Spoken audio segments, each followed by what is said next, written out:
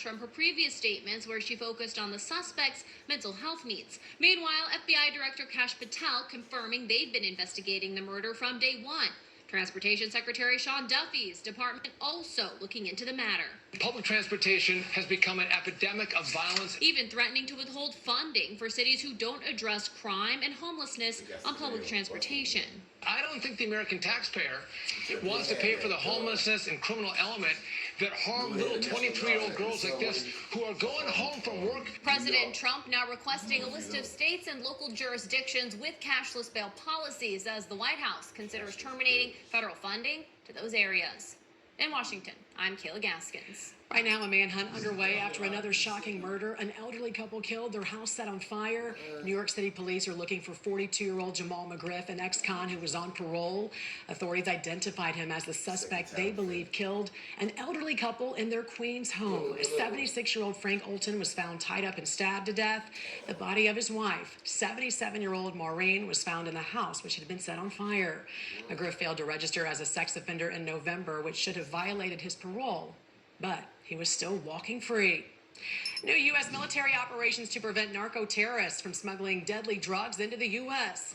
The Department of Homeland Security posted new video of a drug smuggling boat being destroyed. The Coast Guard carried out 3 drug busts in a single night, seizing nearly 13,000 pounds of cocaine and arresting 7 drug smugglers as part of Operation Pacific Viper.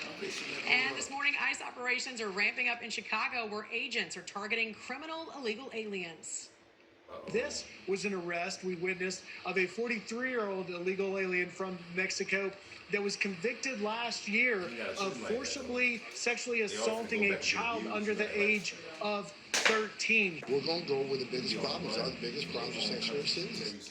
The mission also being carried out to honor 20-year-old Katie Abraham, a Chicago woman who was killed by an illegal alien from Guatemala in a drunk driving crash. Operation Midway Blitz could take several weeks. Last May's Operation Patriot in Boston resulted in the arrest of more than 1,500 criminal illegal aliens. 10 minutes past the hour, and we are following some breaking news this morning out of Poland, where the Polish military is on high alert after downing Russian drones over its airspace. Those drones were reportedly taken out by Polish military.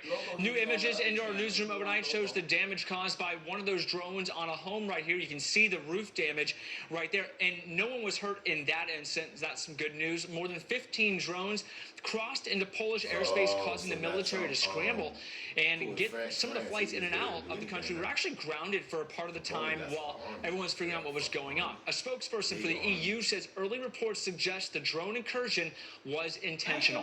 The Prime Minister of Poland posting this on social media, saying the attack on Kyiv's government building shows again that the continued delaying of strong reaction against Putin and the attempts to appease him makes no sense. So far, there's been no response from the White House. We're standing by for that. It's not the first time that Russia has been accused of violating Poland's airspace recently. Back in August, Polish authorities identified a Russian drone which crashed into a cornfield in eastern Poland. We're following the very latest on this breaking news, both on air and online, right here all morning. Back to you. All right, thanks so much, Mark. Still ahead this morning on the National News Desk, Meta under the microscope. I am here today because it is evident that Meta consistently chooses profit over safety. Meta has failed to prioritize child safety until they are scrutinized by outside regulators. Whistleblowers lay out their claims on Capitol Hill that Meta is engaging in a cover-up over failures to protect kids online. Also, Revision Reality, a new report shows the Biden administration may have overestimated the job market by nearly 1 million jobs. And this morning at the Live Desk, the jury selection continues for the man accused of trying to kill Donald Trump. The latest from the courtroom in Florida. Next. $50 million. That's how much like a skinny ass Trump.